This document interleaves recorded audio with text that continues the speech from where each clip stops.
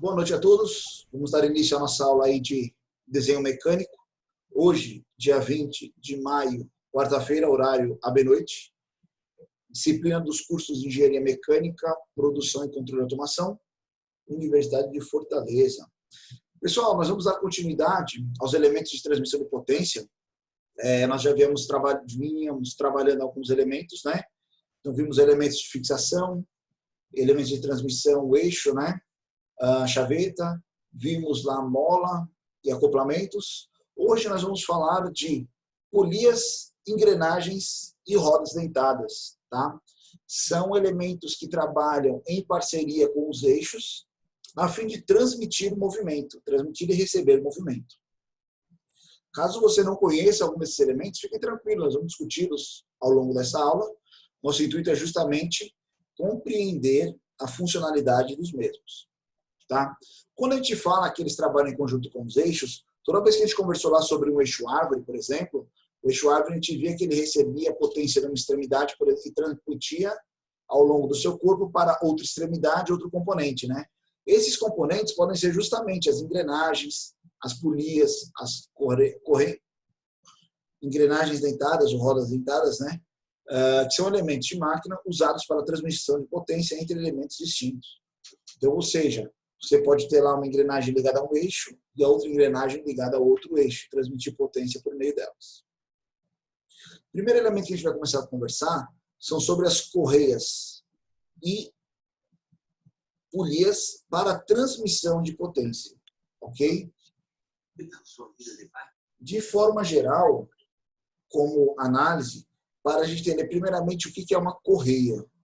Correia é uma cinta de um material resistente e flexível, pode ser como couro, borracha, uma lona armada. Antigamente era de couro, hoje em dia dificilmente se usa couro. Tá? Ela serve para transmitir potência entre duas polias. Primeiro detalhe interessante, quando a gente fala aqui de engrenagens, polias e rodas dentadas, nenhuma delas trabalha sozinha, todas elas trabalham em conjunto com outro elemento da mesma categoria. Uma polia com outra polia, engrenagem com outra engrenagem, uma roda dentada com outra roda dentada. Quem faz a ligação entre as polias, que é o nosso caso agora, né, é a correia. Tá? Já a polia, ela é uma roda que pode ser metálica ou não metálica, geralmente pode ser lisa, dentada ou sulcada em sua periferia, na sua extremidade, parte externa, fixa a um eixo e acionada por uma correia, a fim de transmitir movimento. Quando a gente fala transmitir movimento, seria rotação e potência, né? Energia por meio dela, energia mecânica. Então, as correias e as polias trabalham em conjunto. Quando nós falamos o que é uma correia, o primeiro modelo que a gente pode falar aqui agora é justamente relação a correias planas. Como assim correias planas? Nós vamos ver aqui alguns conjuntos de tipos de correias e polias que realizam esse trabalho. A primeira delas é a correia plana. Correia plana nada mais parece similar a uma cinta, né? Uma faixa, geralmente de um material flexível, né? As correias são flexíveis, que faz a transmissão de movimento entre polias. Então, se você olhar aqui por esses desenhos, por exemplo, você vai ver aqui, ó, a movimentação. Opa, só mudar a corzinha aqui no marcador.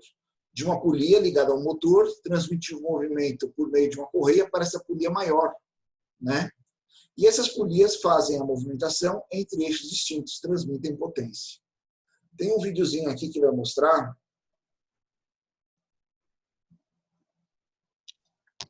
Boa noite, professor. Boa noite. Ó, Antônio. Cadê o vídeo? Bora de vai. Pronto.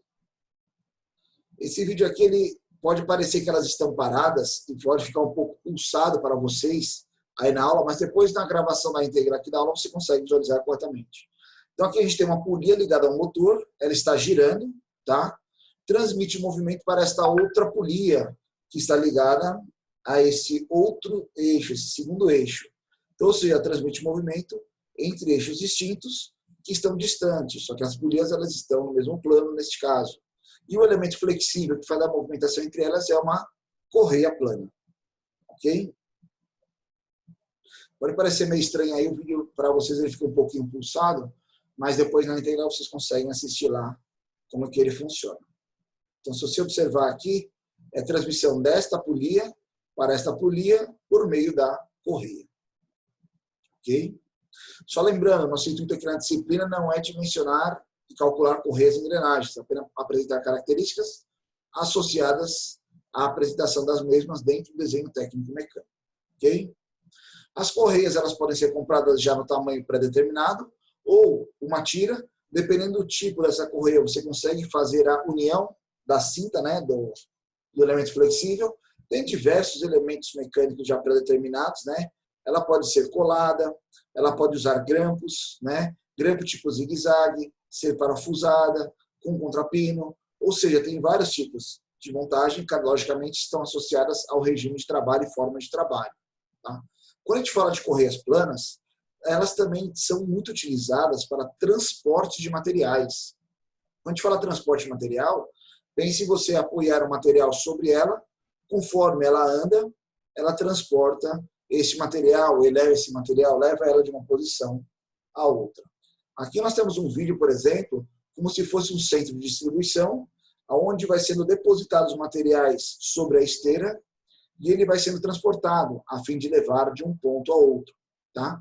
Aqui é uma correia plana e ela vai transmitir o movimento através de um elemento apoiado sobre ele. Tá? A gente fala, ela não é transmissão de potência, seria transmissão de movimento. Então isso é muito comum, como se fosse uma esteira transportadora dentro de um centro de distribuição, dentro de uma empresa. Ok? Aqui não que ela seja icônica, tá? Ela só tem uma guia que ajuda a direcionar as caixas, mas ela trabalha aqui do outro lado também. Quando a gente fala de transportador, de correias, por exemplo, existem diversas características, diversas aplicações. Uma delas, muito interessante, é uma que a gente tem aqui no nosso estado, localizado lá no terminal portuário do Pecém. Nós temos uma correia transportadora lá que percorre um trecho de 12 quilômetros. Ela vai desde lá do cais, aonde o navio para, e leva o minério até a siderúrgica. São 12 quilômetros de correias, que vocês podem ver aí por essa imagem, ó, né? Ela está andando por aqui por dentro, e chega lá do porto até a siderúrgica. Ou seja, ela trabalha levando minério, material, conforme ela anda. E aí ela chegando lá dentro da siderúrgica. Ok? Então, isso é um exemplo de correia transportadora que nós temos aqui no nosso estado. Então, esse aqui é um tipo de correia classificada como correias planas e correias planas transportadoras. Outro modelo de... Aqui são algumas aplicações que a gente colocou. Talvez aí no vídeo de vocês não fique muito nítido. Depois a gente mostra esse vídeo normalmente para vocês. Aqui na gravação vocês vão conseguir ver. Vocês vão ver que é uma correia que a peça se locomove sobre ela. Tá? Aqui é um outro modelo de transporte, não seria uma correia, seriam por esses rodinhos, né, esses rodízios sobre a superfície que faz a lógica de funcionamento do transporte. São apenas curiosidades. Saindo das correias planas, nós temos as correias cilíndricas. Né? São correias que transmitem movimento entre polias, similares às demais, só que geralmente não estão associadas a grandes potências, e sim a altas velocidades.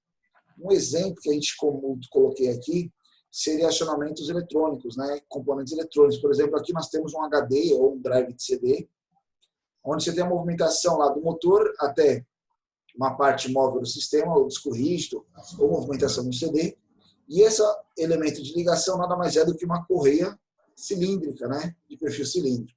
Logicamente, as polias elas têm perfil para o encaixe na sua periferia, né, da correia. Se é uma correia cilíndrica, ela tem uma geometria cilíndrica. Se é uma correia plana, ela tem uma face plana.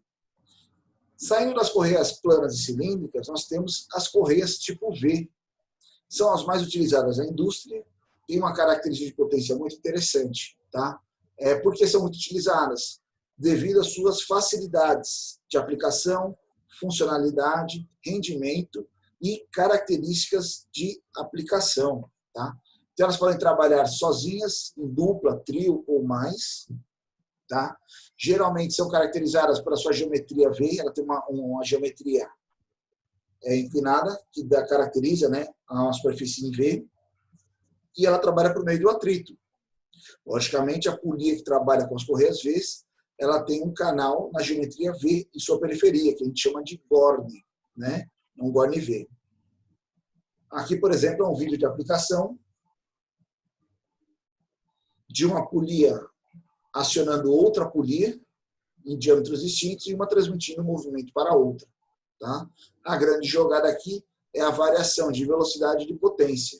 Quando você tem polias de tamanhos distintos, é uma grande jogada na mecânica, porque essa variação de diâmetros, você faz a variação de velocidade e a variação de potência. Então, existe uma relação de velocidade e potência. Se você tem aqui, por exemplo, vou usar o exemplo aqui dessa montagem. Nessa polia menor, nós temos uma velocidade mais elevada, consequentemente um torque mais baixo. Quando você pega e transmite todas essas características para essa outra polia, ela vai levar para esse eixo outra característica, que é uma velocidade mais baixa, consequentemente uma potência mais elevada. Então essa é a grande jogada. Muitas vezes você tem uma motorização menor, mas você faz uma jogada lá entre correias, correntes ou engrenagens, a fim de variar a velocidade e ter ganho de potência. Ok?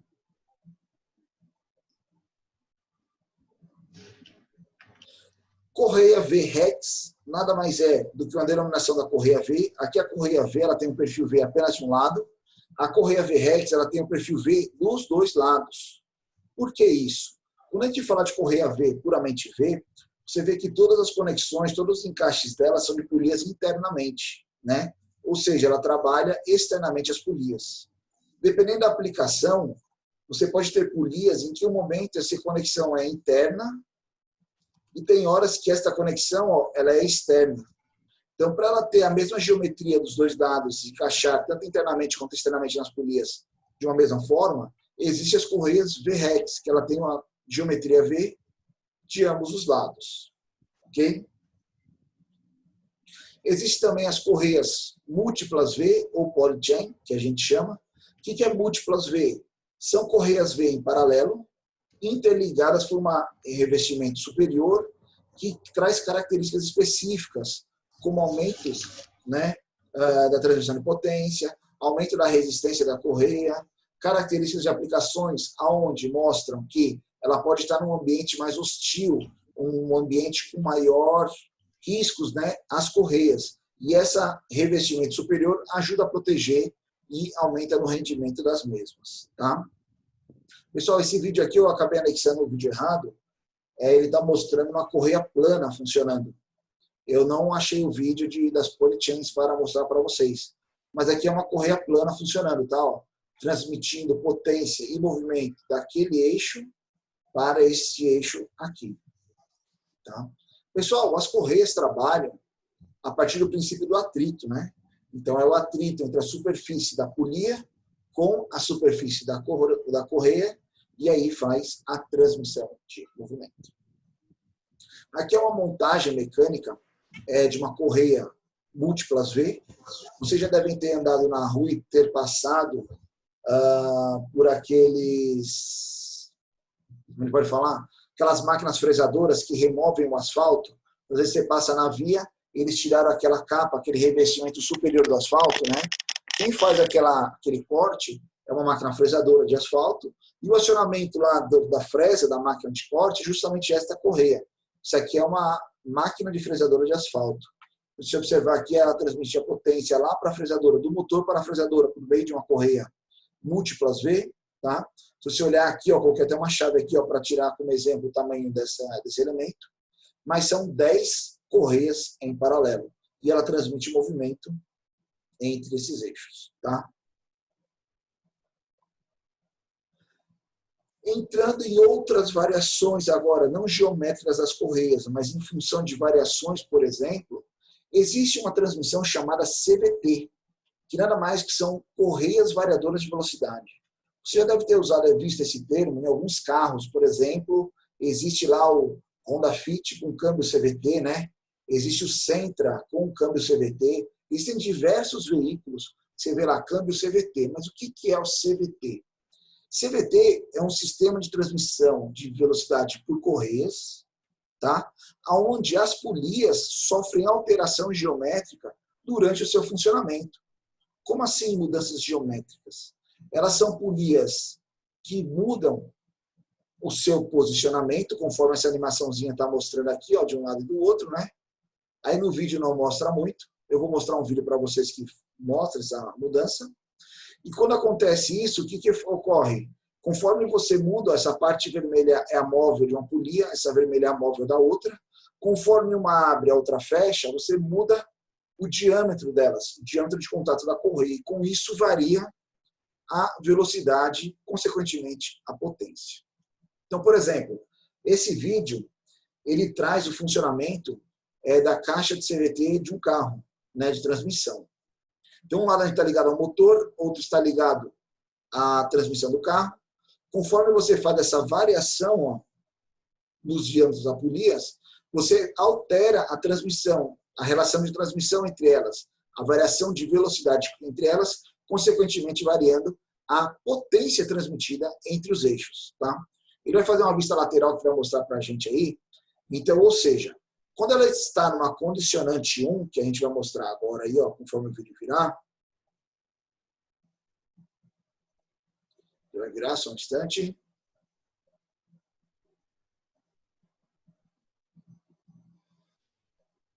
Pronto, vamos lá.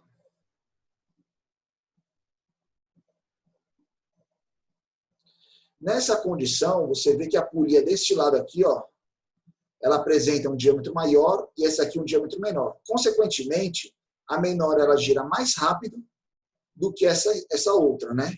Conforme você tem a variação dos diâmetros, isso se inverte.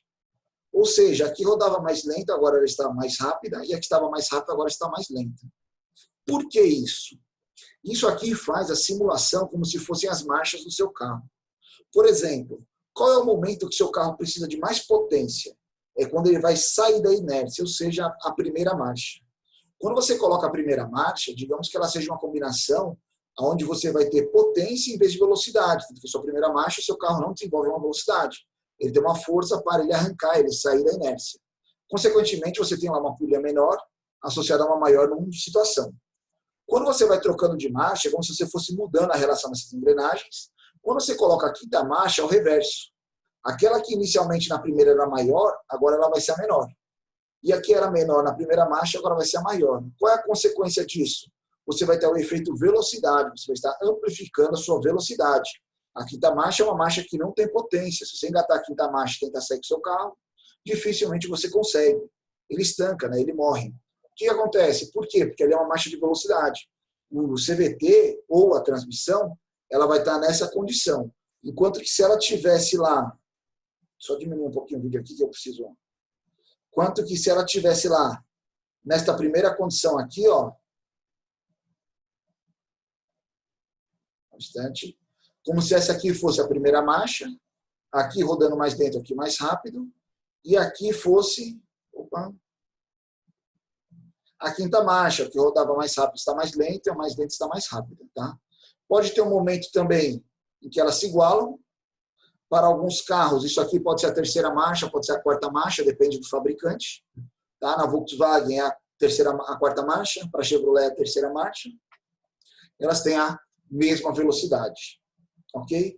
Isso é um câmbio variador de velocidade. Ele trabalha em função de polias e correias variando o seu diâmetro e o seu tamanho. Ok? Isso pode parecer para vocês uma coisa muito impossível ou de equipamentos importados, fabricantes estrangeiros. A Unifor tem um veículo chamado Mini Baja, né, que é uma competição da engenharia mecânica, onde os alunos desenvolvem um carro para uma competição, sai Mini Baja. O nosso Baja da Unifor, ele usa um câmbio CVT. Essa imagem é do câmbio CVT do nosso Baja. Ou seja, o CVT é uma transmissão de um veículo que nós construímos aí da Unifor. Saindo das correias planas, correias cilíndricas, correias Vs, a VREX, Polychain e o câmbio CVT, nós temos também as correias sincronizadas ou correias dentadas. Tá? O que são correias dentadas? São correias provenientes de dentes, que trabalham em conjunto com polias também providas de dentes. Esses dentes, tanto das correias quanto das polias, existe uma relação entre eles geométrica, que eles se encaixam, e você transmite a potência entre eixos distintos por meio do elemento flexível, que é a correia. Qual que é a diferença de uma correia dentada para uma correia plana ou uma correia V? A correia dentada, ela não realiza deslizamento. Quando você tem uma correia plana ou uma correia V, quem limita ali a transmissão de potência é o coeficiente de atrito entre a polia e a correia. Já aqui, o contato ele é físico, é um dente. Ou seja, você não perde sincronismo entre os eixos. Se você tem uma aplicação onde você tem que manter o sincronismo, por exemplo, aqui, ó, eu coloquei uma montagem onde a gente tem aqui um motor, transmite o movimento para uma polia, que desta polia vai para uma segunda polia. É um trem de polias, né? Um conjunto de polias que faz a variação de velocidade. Essa é uma mesa coordenada, como se fosse um influenciador ou uma impressora 3D. Conforme ela anda, o motor gira, ela anda e se posiciona. Ele não pode deslizar o motor, senão você perde o posicionamento da sua mesa. Então, ele trabalha com essas correias dentadas, né? Ou correias sincronizadoras, correias sincronizadas. Ok? E aí você mantém a relação de transmissão sem deslizamento entre o motor e o eixo lá que transmite o movimento. E o diâmetro entre elas trabalha aquela variação de velocidade e potência. Tá? Coloquei um exemplo aqui também de alguns veículos, tipo moto. Vocês já devem ter visto em algumas motos, quando você pega uma moto de menor potência, uma moto mais popular, geralmente o pessoal trabalha uma corrente, né? Que é um elemento que a gente vai discutir já já. Quando você pega uma moto de maior cavalagem, de maior potência, digamos assim, uma moto mais refinada, né? De não maior qualidade, estou fugindo do termo para mim. Uma moto de outro patamar, geralmente você vai ver lá que elas são transmissões por correias. Por que isso? Né? As correias trazem algumas vantagens em relação às correntes, como suavidade, vibração, ruído, né? Peso específico. Quando você pega uma moto de maior potência, o peso é uma consequência para ter rendimento. Né? Então, a transmissão por correia ela pode ser aplicada a muitos elementos, substituindo a transmissão por engrenagem, por correntes, mas cada uma delas tem suas características, elas têm que ser corretamente dimensionadas e especificadas. Tá? Para a gente entender um pouquinho melhor o funcionamento das correias, vamos falar algumas vantagens de utilização dessas correias. Né? Primeira delas, uma correia teoricamente trabalha quase sem ruído. Tá? Já devem ter escutado, às vezes, aquele barulho da correia do motor do seu carro, quando você passa na água, ou depois que ela está mais desgastada, mais antiga, ele dá tipo um grito fino, né? Tipo, a gente fala que é uma gaitada da correia, que ela, conforme você acelera ou você usa a direção, né? Você vira a direção, ela começa a fazer barulho. Ali é uma correia que já está desgastada, ela já perdeu o seu coeficiente de atrito, ela já está dilatada, ela perdeu as suas propriedades e ela exerce aquele barulho. É um ruído que já está necessitando de uma manutenção. Melhor absorção de amortecimentos e choques. Pessoal, quando você tem uma ligação, é a mesma característica dos bancais. Quando você tem uma ligação de elementos rígidos e físicos, o choque de um lado é transmitido mecanicamente para o outro. Quando você tem entre eles um elemento flexível, esse elemento flexível absorve parte desse choque, parte dessa vibração, e ele faz o amortecimento e suaviza a transmissão deste fenômeno para o outro eixo, de um eixo para o outro. Tá? Então, ele absorve parte dessa vibração, parte desse choque. Disposição simples, sem caixa de transmissão. Quando a gente fala de disposição simples, duas polias, você consegue fazer grandes jogadas, grandes variações de velocidade. Caso não seja necessário, não seja possível em um conjunto, você pode trabalhar múltiplos conjuntos interligados. Correia não usa lubrificação, ela dispensa lubrificação. A gente falou que ela trabalha pelo princípio de atrito. Se você lubrificar, diminui seu coeficiente de atrito, ou seja, ela perde seu rendimento. Simplificação de projeto. Facilmente você instala uma correia e faz uma variação de velocidade, um ganho de potência. Pode ser usado muitas vezes como correção de um projeto. Baixos custos de instalação e manutenção. O sistema de transmissão por correia é extremamente barato, quando comparados a engrenagens, a correntes, tá? A cardan. Acionamento de diversos eixos simultâneos. A gente vai mostrar isso já para vocês como imagem. Ela pode acionar diversos eixos ao mesmo tempo. Um grande exemplo disso é o motor do seu carro. O motor do seu carro, você tem uma correia que passa por ele, onde a motriz, a polia motriz está ligada lá embaixo no virabrequim, né? No eixo virabrequim do motor. Aí ela sai de lá, ela aciona o quê? A mesma correia, ela passa por uma polia onde aciona a bomba d'água, passa por uma outra polia onde aciona a direção hidráulica, passa por uma outra polia onde aciona o alternador, que gera a energia do seu carro, passa por uma outra polia que passa pela ar-condicionado, pelo compressor de ar-condicionado, ou seja, ele passa por diversas polias e faz diversos acionamentos simultâneos, tá? Seria um dos grandes exemplos de aplicação. Simples variação de relação de velocidade, mudando o diâmetro das polias. Você varia a relação de transmissão, você varia a velocidade. Existe um conjunto chamado polias escalonadas. Já a gente vai mostrar para vocês. Facilmente você muda o diâmetro delas lá e muda a variação de velocidade do sistema. Limitam a sobrecarga por meio do deslizamento. Isso é excelente, né? Em vez de um travamento, ela desliza. Então, qualquer solavanco, qualquer travamento, qualquer sobrepotência, ela vai deslizar e proteger o seu sistema. Alta durabilidade quando corretamente dimensionadas e instaladas. A maior recomendação que a gente faz num projeto de correias, né, é seguir as recomendações do fabricante. Você fazendo isso, respeitando os limites da correia pelo fabricante, impostas pelo fabricante, você consegue ter um alto rendimento, uma alta durabilidade. Tá?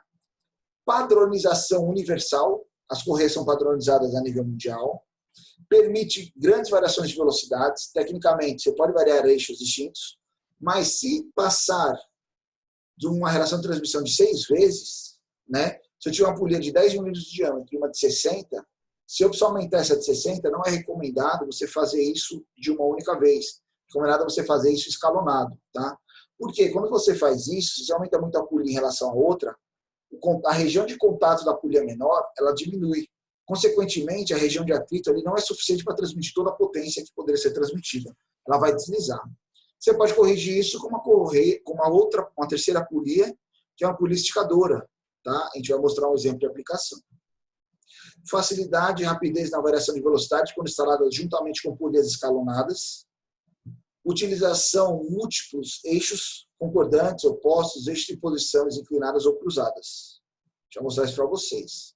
Então aqui a gente tem uma imagem, né, dessas três correias ligadas a esta polia de 5 canais, que 3 vêm lá do acionamento do motor, e daqui ela distribui uma para esse primeiro conjunto que sobe, uma segunda para esse outro conjunto que vem pela lateral. Ou seja, uma mesma correia, uma mesma polia transmite para vários pontos distintos. Isso aqui pode parecer uma loucura, mas é acionamento de um trator por meio de um único motor e ele transmite movimento para todos os pontos por diversas correias. Aí no vídeo ele pode parecer um pouco travado, mas o motor é esse elemento aqui de cima. Ó. Esse elemento aqui é o motor e ele transmite movimento para todos os outros pontos por meio de correias. Nem tudo são mil maravilhas, existem algumas desvantagens na utilização de correias, né? Como, por exemplo, escorregamento, né? Ou limitação da transmissão de potência por meio do fator de atrito, né? Coeficiente de atrito. Ou seja, a correia ela desliza. Se a potência exceder a capacidade dela, ela vai deslizar. Pode ser uma segurança, pode ser um problema, dependendo da sua visualização em função do seu projeto. Ocupam espaços maiores quando comparado a outros sistemas de transmissão. As polias elas ficam afastadas e tem um elemento que liga entre elas. Quando você compara isso a engrenagens, é um espaço maior porque as engrenagens elas sempre estão em contato uma com a outra. Sem contato não tem transmissão de potência. Alongamento permanente causado pelo tempo e carga. O elemento flexível, com o tempo, ele se desgasta. Tá? Essa variação da correia pode ser decorrente em função de temperatura e umidade. Então, logicamente, você tem que ter um zelo por esses fenômenos. Se minha temperatura está elevada, eu tenho que trabalhar uma forma de resfriar essa minha correia. Se ela está trabalhando em um ambiente com umidade, eu tenho que levar isso em consideração nos meus cálculos, para que eu tenha um fator de segurança e a umidade e a temperatura não interfiram no princípio de funcionamento do meu sistema. Não perca o rendimento do nosso sistema. Variação do coeficiente de atrito em função de poeira, detritos, óleos e umidade. Mesma coisa que a gente falou anteriormente. Se você tem a possibilidade desses fatores agravantes sobre as correias, você vai trabalhar isso como um fator de segurança dentro do seu projeto. Eles vão acontecer, mas quando acontecer, o rendimento está satisfatório para você. Tá? Aqui são algumas variações de montagens de correias e polias. Tá? O que a gente viu até agora, as polias e as correias estavam alinhadas no mesmo plano, bonitinho, como essa é a primeira imagem aqui, mas elas podem estar montadas no mesmo plano, só que perpendicular uma à outra, né? O eixo delas estarem no mesmo plano. Elas podem ter, dessa forma, a flexibilidade da correia permite esse pequeno desalinhamento. Tá? Quando você olha essa primeira montagem, você entende que as polias giram no mesmo sentido, porque como se ela gira aqui no sentido horário, a correia vai correr, vai girar essa aqui também no sentido horário. Se isso for um problema para você, o sentido de rotação, você pode trabalhar com as correias cruzadas. Existe um desgaste entre elas, mas isso aí é controlado. Você troca ela com uma frequência um pouquinho maior, a sua correia. A correia é o elemento barato no sistema. E aqui você tem reversão dos eixos, eles trabalham em direções opostas. Aqui a utilização da terceira polia como esticadora. Então, por exemplo, se a sua relação de transmissão aqui é maior que 6, vai ficar muito pequeno o contato da polia menor. Você pode colocar uma terceira polia que aumenta a região de contato de uma polia, da polia menor, ou trabalha como esticadora para manter o tensionamento, já que você não pode mexer nesses eixos, por exemplo, eles são rígidos, estáticos, físicos ali, presos. E aí você trabalha na terceira polia a fim de trabalhar o esticamento. O Marcelo fez um comentário aqui, agora eu vou trocar, não posso passar numa poça d'água que faz isso. A correr, provavelmente, Marcelo, a correr do seu carro, ela está com um certo desgaste já. E aí, nesse período de chuva, quando você passa lá numa poça d'água, num ambiente úmido, essa umidade ela entra para dentro lá dessa correia e ela patina. Faça um teste. Muitas vezes pode ser só a correia, muitas vezes tem uma correia para um conjunto e outra correia para outro conjunto do ar-condicionado. Quando você passar numa poça d'água, desliga o ar-condicionado e veja se faz barulho. Se fizer barulho, é a correia do seu motor. Se o ar-condicionado estiver desligado e fizer barulho, é a correia do seu motor. Se o ar-condicionado, se não fizer barulho, é a correia do ar-condicionado. Aí você passa na água com o ar-condicionado ligado. Se fizer barulho, é a correia do ar-condicionado. Tá? Existem várias correias dentro do motor ali que podem ser correias distintas. E esse item B aqui são transmissões entre eixos perpendiculares que se cortam. Se você olhar, tem uma polia aqui, tem outra polia aqui, tem uma terceira que faz a transição entre elas. São eixos em planos distintos e perpendiculares. Pode parecer estranha essa montagem, mas eu trouxe um exemplo aqui para vocês do motor Boxer da Chevrolet. Tá? Esse motor ele não chegou ao mercado brasileiro. Esse motor ele foi desenvolvido para concorrer com o motor do Fusca, né, com o Volkswagen Sedan, que é o motor Boxer da Volkswagen. O que é um motor Boxer, pessoal? Os cilindros deles estão horizontalmente trabalhando, eles trabalham alinhados com o horizonte, tá? De uma montagem diferente. E aí, se você observar aqui, a correia, ó, ela pega a potência aqui no eixo do virabrequim aqui embaixo, aí ela sobe pela lateral, passa por uma primeira polia, que é uma polia apenas esticadora. Quando ela passa aqui, ela passa no sistema de refrigeração, é um motor refrigerado a ar. Então, ela força o ar passar pelo motor. Quando ela vem aqui pelo outro lado, ela passa por uma outra polia que está ligada ao alternador. Ou seja, ela pega a potência no virabrequim, aciona o ventilador e o alternador desse veículo. E aqui tem o motor Volver, né, que eles chamam o motor Boxer da Chevrolet. Esse motor não chegou no mercado brasileiro. Tá? Mas é uma aplicação industrial, uma aplicação automotiva, geralmente de larga escala, de uma correia V por eixos distintos. Tá? Outros sistemas que a gente mostrou lá, né, quando você trabalha as correias Rex, que ela tem múltiplos lados. Então você pode trabalhar tanto ligação interna quanto externa e dessa forma fazer a variação de velocidade, você não precisa cruzar sua correia. E aqui, pessoal, a simbologia de polias escalonadas. Como assim polias escalonadas? Ela está montada aqui, uma primeira correia, dessa forma, você tem um diâmetro de um lado e um diâmetro do outro, distintos, você tem uma variação de velocidade. Se você pegar aí lá e tirar essa correia daqui e montar ela aqui, por exemplo, ó, onde está aparecendo aí a faixa vermelha, você vê que você vai pular de uma polia menor para uma polia maior, e aqui ele está de uma polia maior para uma polia menor. Você vai ter uma variação de velocidade, consequentemente, ou é um ganho de velocidade ou um ganho de potência. Depende do arranjo que você fizer. Você vê isso aqui, geralmente, em alguma daquelas furadeirazinhas de bancada, né? Aquelas furadeiras de bancada, geralmente em pequenas escalas que a gente tem em casa ou em oficinas, que você abre em cima dela e você varia a velocidade dela mudando a posição da correia. Como que eu faço isso?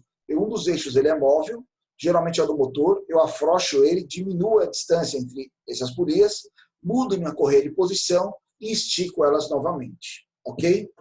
Esticamento de correia. Como eu vejo o esticamento de uma correia? Tem diversas formas, tem instrumentos que fazem isso, mas uma forma prática e técnica de você fazer, você vai pegar suas correias lá esticadas, já montadas, vai pegar o ponto de maior flexão delas, como se fosse o meio delas aqui, vai pressionar uma contra a outra, como se eu pegasse meus dedos ou minha mão, um dedo desse lado aqui, ó, o outro dedo desse lado, vou pressionar uma contra a outra.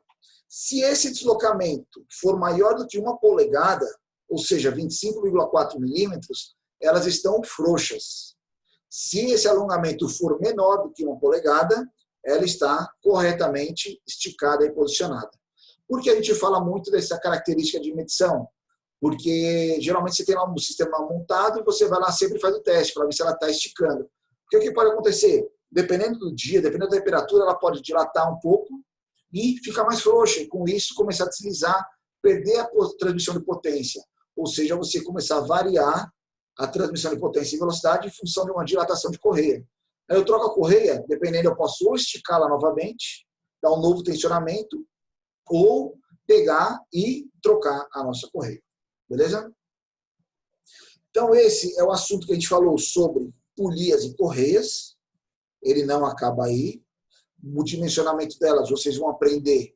Para quem for da mecânica, vocês vão ver isso aí lá em elementos de máquina 1 e 2. Provavelmente elementos de máquina 1, se eu não me engano, vocês vão ver correias. Quem for da produção, vocês vão aprender isso em PP2 ou PP1. Para quem não sabe, é processo de produção, né? E quem for da automação, projeto de sistemas mecânicos. Vocês vão aprender sobre correias lá, tá? Correias, correntes e engrenagens. Tudo que a gente vai discutir são nessas disciplinas conforme o seu curso. Aqui no desenho mecânico, a gente só dá caracterizações e regimes de montagem. Saindo das correias, vamos entrar nas correntes. Correntes e rodas dentadas. Pessoal, quando a gente fala de correias e rodas dentadas, nós estamos falando daquele elemento que sempre caía lá da sua bicicleta e você montava e sujava suas mãos, porque estava sujo de graxa, geralmente, né? Lubrificada com óleo ou com graxa. Aquele conjunto que era a coroa, a catraca e a corrente é um sistema de transmissão por correntes de rolos. É o nome técnico deste elemento. Então você tem aqui as rodas dentadas, tá? Que a gente chama de coroa e catraca, na verdade, é uma engrenagem dentada, né? Ela pode ter tamanhos distintos, mas é a mesma nomenclatura. A que está ligada ao motor é a motriz, a outra que recebe o movimento é a movida, então tem a motora e a movida, né? Motriz e motora, motriz, motora ou a movida. E elas transmitem potência entre eixos. Então, se você observar aqui, são dois eixos distintos, transmitindo potência de um ao outro. Então, o que são transmissão por correia de rolos? Sistemas de transmissão por correias conduzem a força e movimento entre eixos, em ambos os sentidos. Então, se essa aqui gira no sentido horário, ela, consequentemente, vai dar outra girar também no sentido horário. Tá?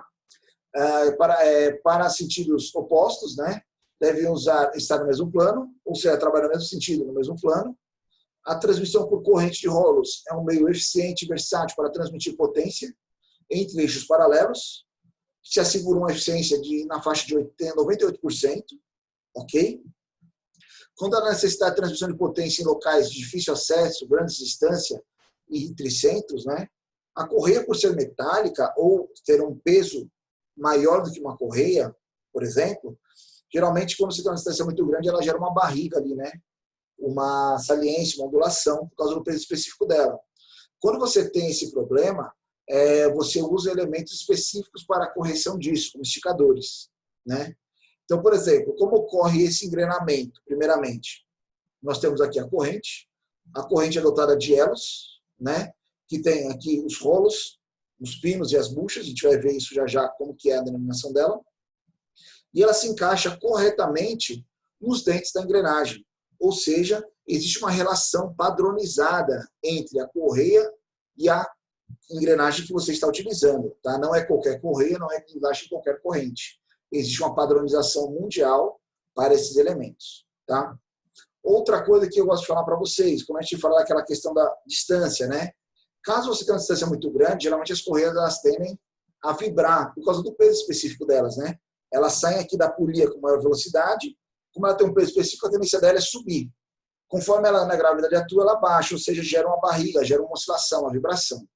Quando você tem isso, né, você pode ter grandes períodos de choque, né, de vibração, ou gerar a grandes distâncias a flambagem. Para corrigir isso, nós poderemos usar esticadores, elementos de apoio. Tá? São elementos mecânicos que tiram as folgas. São nada mais nada menos do que os esticadores de corrente. Outra coisa interessante, dependendo da potência que você vai transmitir, existem correntes simples, que era aquela corrente que a gente tinha lá na nossa bicicleta. Ela pode ter a correia dupla ou a correia tripla, tá? Ou mais múltiplos de elementos em função da potência que você deseja transmitir, tá? Isso aqui é uma consequência em função da potência. Logicamente, ela não trabalha sozinha. As engrenagens que trabalham com ela, se ela é simples, ela tem apenas uma carreira de rolos. Se ela é dupla, ela tem 2 carreiras. Se ela é tripla, 3, e assim sucessivamente. Outra coisa interessante, geralmente as correntes são metálicas. Dependendo da aplicação, se é um setor industrial, se é um setor que requer um acabamento mais minucioso, você pode ter correias com elementos não metálicos, tá? E também correias com acessórios. Como assim acessórios? Quem for da mecânica, exclusivamente da mecânica, vai ter uma disciplina chamada Máquina de Levantamento e Transporte, ministrada pelo professor Leidstone. Quando vocês fizerem essa disciplina, vocês vão aprender lá sobre drags. As drags são as correias transportadoras. São correntes dotadas de abas, elos, que transportam canecas, pás, vários elementos e transmite potência ou movimento de cargas e sistemas. Isso vocês vão aprender mais para frente. Falamos das polias ou das engrenagens detadas, sobre a nossa corrente, como ela é composta, né? Isso aqui é uma coisa muito interessante. A corrente, ela tem aqui no interior dela 2 pinos, tá? Que são os elementos rígidos de travamento. Eles são apoiados pelas placas. Essas placas podem ser externas ou internas. Elas são defasadas interna, externa, para poder fabricar e montar a sua corrente. Entre os pinos e os rolos existe a bucha. É um elemento deslizante que vai permitir que o rolo gire sobre o pino, né? O embuchamento dele. E temos os rolos. Por que todo esse conjunto? Quando a gente olha aqui o engrenamento da corrente na engrenagem, você entende que quando essa superfície toca a engrenagem, aqui ela vai fazer um giro e uma revolução, né? Uma translação ao mesmo tempo, de intuito para não deslizar. Se ela fosse rígida, aí ela teria que deslizar sobre a superfície, você ia perder rendimento e ia ter um desgaste prematuro. Então, consequentemente, ela tem esse rolo que gira, conforme ela apoia na engrenagem, ela translada ela sobre ele e transmite o movimento. Tá? Então, isso está associado à forma construtiva das correias. Outra coisa interessante, não sei se vocês já desmontaram a corrente da sua bicicleta. Na época, se você fosse tirar a corrente, era um trabalho. Você tinha que bater lá, arrancar um pino, né? Tinha que ter um preguinho, um pino do diâmetro, usar uma força, era bem trabalhoso. Existem elos de ligação, elos da corrente para fazer a união da corrente. Como assim? Eu posso ter um elo ligado por grampos, ligado por contrapinos. Opa, o que é contrapino? Um elemento de fixação móvel, né? A cupilha aqui, ó, que eu posso tirar e colocar. Tá? Outra coisa interessante é a geometria construtiva da corrente. A corrente que a gente estava na nossa bicicleta, a gente chama do elo macho e elo fêmea, né? Um encaixa dentro do outro e vai encaixando. Ou seja, toda vez que você vai encurtar a sua corrente, que você vai tirar um elo, você precisa tirar o casal, o macho e a fêmea. Isso aumenta o percurso que você vai encurtar ela. Tá? Isso a gente chama ela de correntes full link. Existe o modelo half link, que ela tem tanto o lado macho e fêmea no mesmo elo. Então, um vai encaixando no outro. Tá? Consequência disso, você vai ter, quando você tiver que fazer o encurtamento dela, você vai tirar apenas um elo. Então, o seu deslocamento é menor, você tem mais precisão na sua corrente. Tá? É apenas geometrias construtivas. Saindo agora de correias, saímos de correntes, vamos falar das engrenagens. Tá? Outro elemento de máquina responsável pela transmissão de potência entre eixos. Só que tem algumas características bem particulares quando comparados às correias e às correntes. Primeiro deles, eles trabalham em contato um com o outro, não existe um elemento de ligação. Quando você vê lá as engrenagens dentadas das correntes, a corrente é o elemento que faz a ligação entre elas, então elas estão afastadas umas das outras. Quando você pensa lá em correias, eu tenho as polias afastadas e um elemento de ligação entre elas, que é a correia. Quando você vem para a engrenagem, não tem elemento de ligação. É o dente de uma engrenagem encaixado no dente da outra engrenagem, um transmitindo o movimento para o outro, a fim de transmitir potência e movimento entre eixos distintos. Né? Então, quando a gente fala de engrenagem, qual que é a definição mais direta que existe? Engrenagens são elementos rígidos de máquina, são elementos rígidos, dotados de dentes padronizados, que podem ser externos ou internos, cuja função é transmitir e receber movimento, né, e força. Na verdade, é movimento e potência, né, entre eixos. Consiste basicamente em 2 ou mais cilindros, no quais são fabricados dentes padronizados, não é aleatório. Tá? Muitas vezes as engrenagens são usadas para variar o número de rotação, né, e o sentido de rotação de um sistema para outro, e podem ter formato cilíndrico, cônico ou plano. Engrenagem plana, já a gente vai ver uma cremalheira, que é uma engrenagem plana. Então, olha que interessante. Qual que é a jogada aqui das engrenagens? Provavelmente elas estão pulsadas, mas estão movendo aí na tela de vocês também. É transmitir a potência dessa engrenagem menor para esta engrenagem maior, transmitir o movimento. Consequentemente, nessa menor, você tem uma velocidade mais elevada, e nessa maior você tem uma velocidade menor. Em compensação, a que tem a velocidade mais elevada, ela tem uma potência mais baixa. E na que tem a velocidade mais baixa, ela tem uma potência mais elevada. Então, dependendo da combinação que você montar, você tem um ganho de velocidade ou um ganho de potência. Né? Então, a ligação interna ou externa é meramente em função do projeto. A primeira delas que a gente vai falar são as engrenagens cilíndricas de dentes retos. Como assim cilíndrica, dentes retos? Cilíndrica porque ela tem um perfil cilíndrico. Dentes retos, porque se você olhar a geometria do dente, ele é alinhado com o eixo. Ou seja, o engrenamento delas ocorre de que forma? Quando ela vem de engrenagem, ela tem um elemento chamado módulo, que é o elemento de corte, a fresa, é a ferramenta que corta a geometria do dente. Ela só engrena engrenagens com o mesmo módulo, com a mesma característica geométrica, não em tamanho, mas em conformação dos dentes. Consequentemente, quando você faz a união, eles se encaixam, e aí você tem uma superfície reta de um dente transmitindo potência para o outro eixo. Ou seja, de uma engrenagem para a outra, de um eixo para o outro. Tá? Essa ligação é feita entre os dentes. Existem as engrenagens cilíndricas de dentes helicoidais. O que é um dente helicoidal? É um dente que tem uma inclinação em relação ao eixo. Se você pegar essa engrenagem helicoidal aqui e analisar essa inclinação do eixo, se continuar a revolução, você vai ver que ela faz a geometria de uma helicoide. Por isso que ela é conhecida como engrenagem helicoidal. Tá? Qual que é a vantagem da helicoidal em relação aos dentes retos? Engrenagem de dente reto, o contato dela com uma engrenagem com a outra é uma superfície plana com outra superfície plana. É o contato direto, é um choque mecânico. Tá? É uma engrenagem que transmite mais ruído, mais vibração, tem um rendimento na faixa de 70% a 90% de rendimento de transmissão. Quando você vem para uma helicoidal, o rendimento pula para 90% a 98%. Os dentes inclinados suavizam o contato de um dente com o outro, eles vão suavizando no contato, consequentemente também transmitem mais potência. Por quê? Se você olhar o comprimento do dente, se a gente pegar duas engrenagens aqui, vou fazer um desenho meio amador aqui, mas vai ajudar. Se esse aqui fosse o perfil lateral de uma engrenagem, quando você olha uma engrenagem dente reto, você tem os dentes alinhados lá com o eixo, né?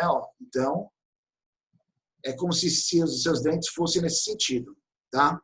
Se você tem uma engrenagem helicoidal, seus dentes eles estão inclinados, em relação ao eixo.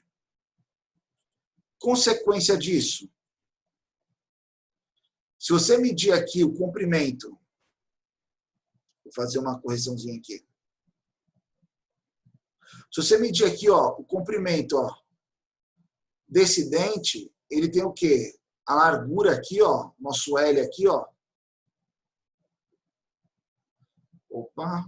nosso L aqui, ele tem a largura da engrenagem. Se você medir esse comprimento aqui, só um minuto. Esse comprimento de dente aqui, você vai ver que ele é maior do que o L. Ele seria um L' aí. Ele é maior. Consequentemente, transmite mais potência. A helicóide, quando você inclina, você aumenta o comprimento do dente.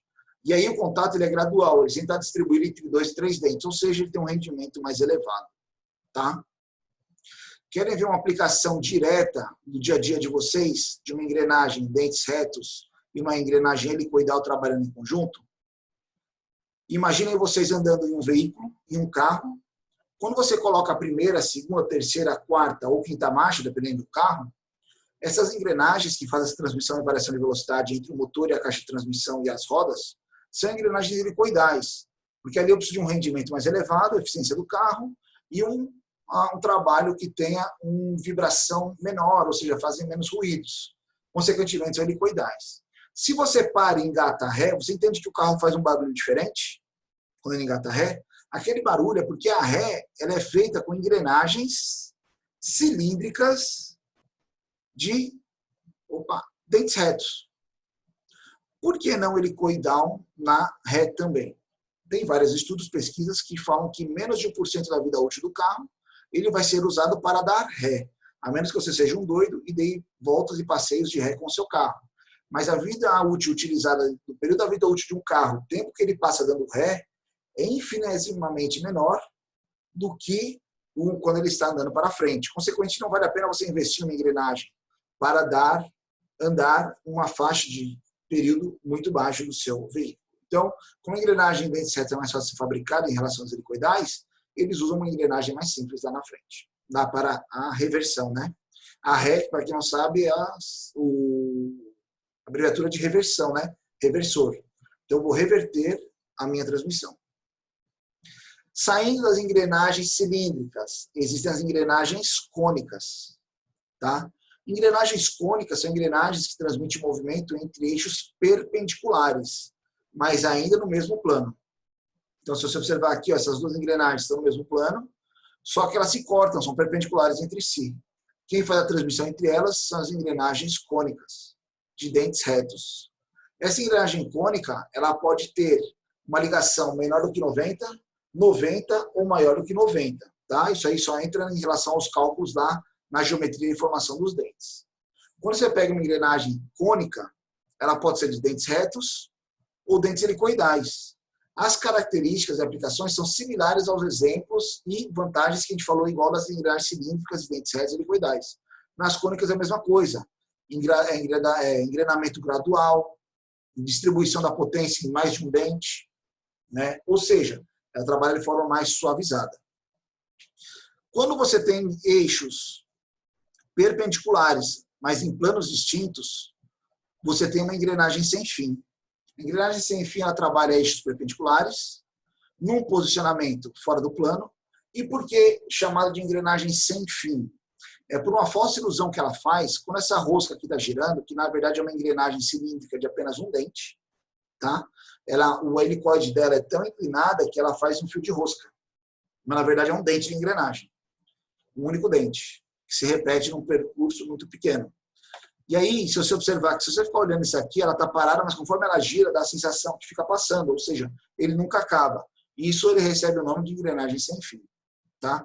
Ligada a uma coroa, uma coisa muito interessante, uma característica dessa engrenagem, a potência ela sempre vai entrar pelo parafuso, nunca pela coroa. A coroa sempre é a saída aqui nesse caso. Porque a coroa não tem potência para girar e fazer movimento ao parafuso. Então, consequentemente, se ela tenta girar a coroa, ela vai encontrar um obstáculo reto aqui. A força ali é muito alta, o ângulo, em relação ao giro. A angulação para o giro. Tá? E também temos as engrenagens planas, ou conhecidas como cremalheiras. Nunca vi. Mentira, vocês já viram, só não perceberam. Já deve ter passado por algum portão automático, onde ao ser acionado ele corre linearmente para a lateral. Aqueles portões que correm, não é aquele que sobe, que gira, não. É o que corre para o lado. Lá você tem uma engrenagem cremalheira dessa, engrenagem plana, ao longo dela, e lá no motor você tem uma engrenagem cilíndrica. Como a gente falou, as engrenagens nunca trabalham sozinhas, sempre tem um parceiro. As planas trabalham juntamente com as engrenagens cilíndricas. Então, conforme essa engrenagem cilíndrica gira, essa engrenagem plana, ela percorre, né, linearmente de um lado para o outro, em função do sentido de giro da engrenagem cilíndrica. Tá? portão lá automático que a gente passa da garagem, ele tem lá uma cremalheira e lá no motor tem a engrenagem ligada ao eixo do motor. Conforme ela gira, transmite o movimento. A engrenagem plana ou cremalheira, ela pode ter dentes retos ou dentes helicoidais também, com as mesmas classificações e características, aumento de potência, aumento do rendimento, não é aumento de potência, transmitir mais potência, aumento do rendimento, suavidade no engrenamento. Então, são todas as características similares às engrenagens de dentes retos e helicoidais. Sem fim. E aqui são só algumas curiosidades em relação às engrenagens. Eu conheço engrenagem só daquela que a gente quebrou um brinquedo e tinha lá dentro umas brinquedas, aquelas engrenagenzinhas brancas de plástico. Pessoal, as engrenagens podem ter tamanhos, geometrias e formas bem distintas. Aqui temos uma foto com mais de 20 pessoas em cima de uma engrenagem. Aqui temos 3 rapazes ao lado de pequenas engrenagens, né, montadas. Aqui é uma engrenagem também sendo fabricada. Tá? Temos aqui mais 2 fotos também associadas às engrenagens. Ok? Quando a gente vê tudo isso, o que traz isso para a gente? Como que isso entra no desenho mecânico?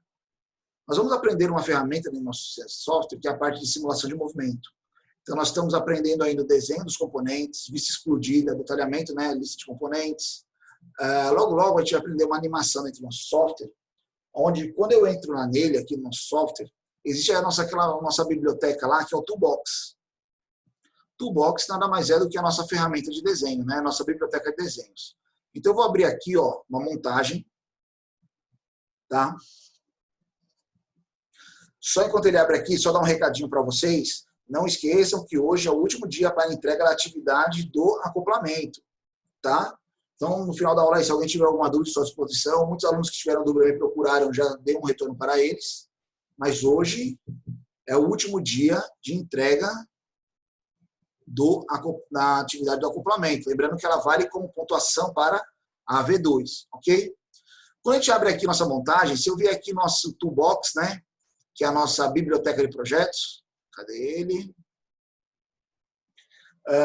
Lá dentro você tem os elementos de propulsão, polias, correias e engrenagens. Só um minuto, que ele está ativando.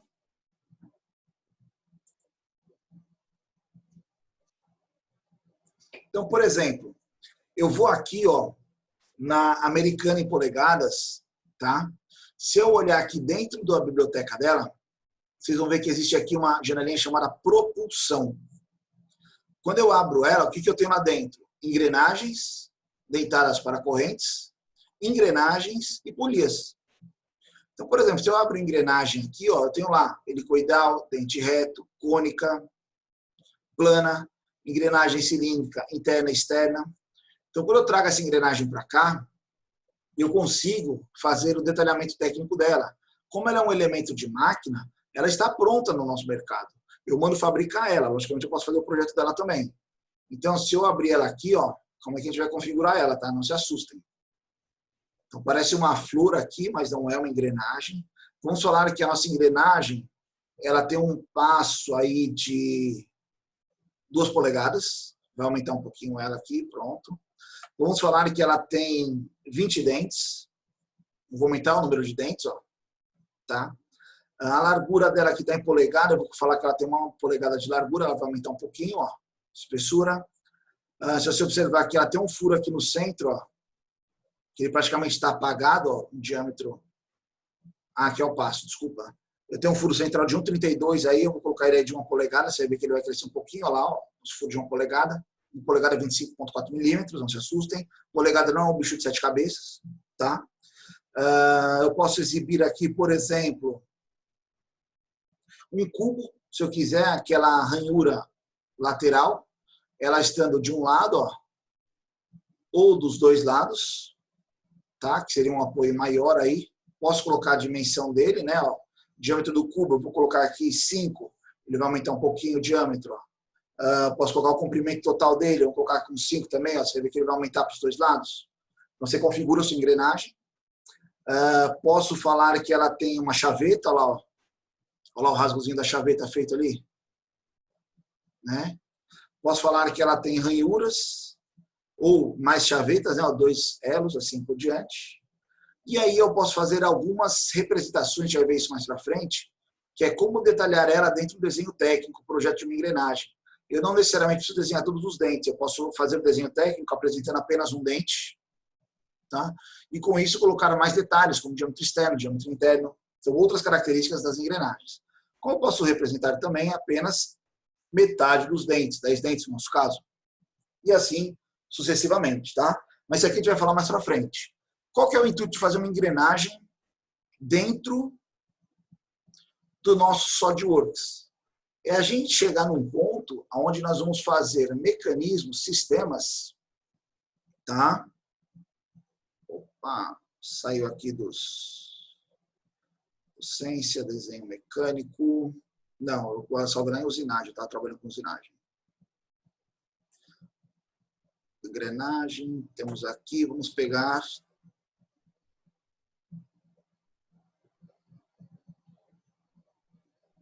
Não vou por aqui, não. Tentar vir por aqui, não, ele vai dar a mesma coisa. Eu queria ver se eu pegava modelos já pré-determinados aqui.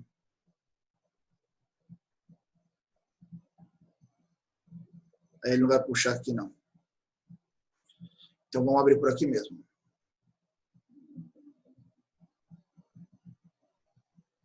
Recentes, está aqui, ó. Acoplamento, montagem, trem de engrenagens. Esse aqui é o que eu quero. Aqui, eu já fiz uma montagem de um conjunto de trem de engrenagens, tá? Uma com 10 dentes, outra com 30 dentes. Vou deixar ela de frente aqui para a gente. E existem alguns posicionamentos, algumas características que a gente vai aprender aí dentro do nosso sistema, que quando você coloca aqui posicionamentos, existe aqui, ó, posicionamentos mecânicos que a gente tem na engrenagem. O que a gente vai gerar como consequência? Depois que a gente fizer a nossa montagem, você selecionar aqui, ó, só dar um OK aqui. Quando você selecionar aqui, ó, seu dente de engrenagem e girar ele, olha o que vai acontecer. Ele vai girar a outra engrenagem em conjunto. Para vocês aí pode parecer um pouco pulsado, mas é a simulação de movimento. Ou seja, nós vamos aprender a realizar montagens dentro do nosso software e fazer a realização de movimento dos componentes. Além da montagem vista explodida, a gente vai poder simular o funcionamento dos mesmos. Mas isso são cenas para as nossas próximas aulas, ok? Sobre nossa aula de hoje, sobre engrenagens,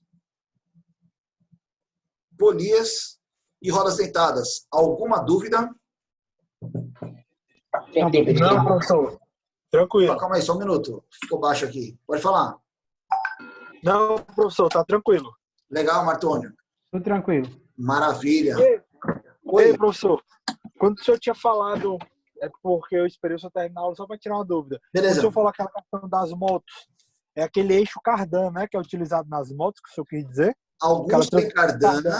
Por exemplo, se você pegar lá a Goldwind, uma da Honda, ela é cardan, né? Mas se você pegar algumas Harleys, algumas outras motos, Kawasaki mesmo, algumas cilindradas acima de 650, Shadow, por exemplo, elas já são correias. É correia mesmo. É correia mesmo. É porque tem uma, acho que era uma um pouco antiga que meu pai teve, a Dragster da Yamaha. Isso, acho que é cardan. Isso, a Drag é cardan. Mas tem também de cardan hoje em dia, ainda é utilizado, tá? É porque você tem por corrente, por correia e por cardan, pelos 3 metros. O cardan ele não é tão utilizado hoje em dia porque ele é pesado. As correias chegaram num nível de rendimento que você pode usar elas, entendeu? É bem interessante. Só outro comentário rapidinho, pessoal. No início da aula aqui, o Lucas perguntou sobre prova, tá? Vamos lá. Estou vendo até um murmurinho aqui, já deve estar saindo aí algum comunicado do governo do estado em relação ao adiamento ou não da postergação aí da quarentena, né, do nosso isolamento. Estamos vinculados também às datas da que a Unifor está impondo para a gente em relação ao retorno das aulas, se vai ter presencial ou não. Independente disso, qual é o nosso planejamento no momento, tá? Nós temos algumas atividades teóricas, já foram aprendidas tecnicamente, de elementos teóricos. Essa foi a nossa última aula de teoria em relação a esses elementos de máquinas. parafuso, porcas, fixações, transmissão de movimento e potência. O que nós falta a gente ver, teoricamente? Esses elementos associados associados ao software, ver estudo do movimento, tá? Com isso, a gente vai ter mais uma atividade aí para pontuação, em relação a isso que a gente vai ver ainda. Temos esta de entrega hoje, que é o do acoplamento, lá que vocês estão terminando, a maioria já entregou, tá?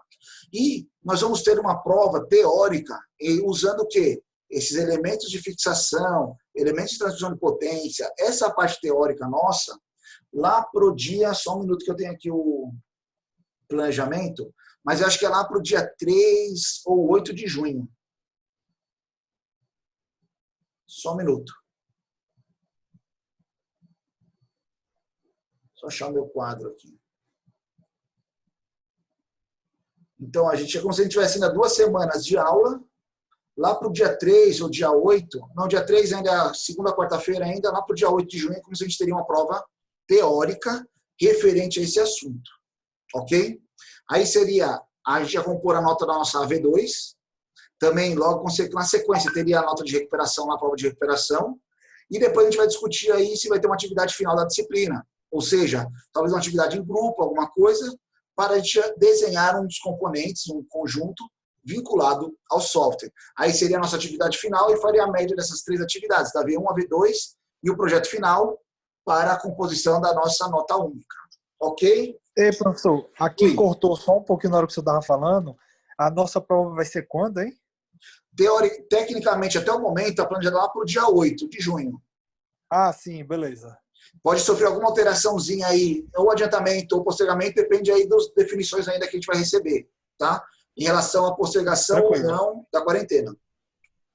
Só tem como passar um exercício assim sobre essa parte teórica para a gente já praticar alguma coisa assim, tipo como se fosse uma prova, assim, uns exercícios. Você fala da fazer. Teoria dos elementos? Isso, essa parte teórica que o senhor já deu até agora, né? Que de engrenagem. Vai cair na prova, os elementos de fixação, pelo menos um exercício para a gente já ir praticando. Vou pensar uma coisa aqui, sim, tranquilo. Eu acho que eu não tenho nada preparado. Vou te pedir só um favor, só um minutinho, calma aí. Estou organizando aqui minhas coisas aqui que eu perdi o... Ou questões de outras provas que o senhor já deu, né? Assim, pelo menos para José, eu posso te pedir um favor? Se eu não mandar, hoje eu sei que não dá, porque ainda tem um horário CD e depois eu tenho que postar todas as aulas ainda, carregar, mandar o link para vocês. Isso aí, geralmente vai ter umas 11 horas. Amanhã, ou até mesmo no fim de semana, qualquer horário, se eu não mandei para você, por favor, me manda uma mensagem lá no grupo.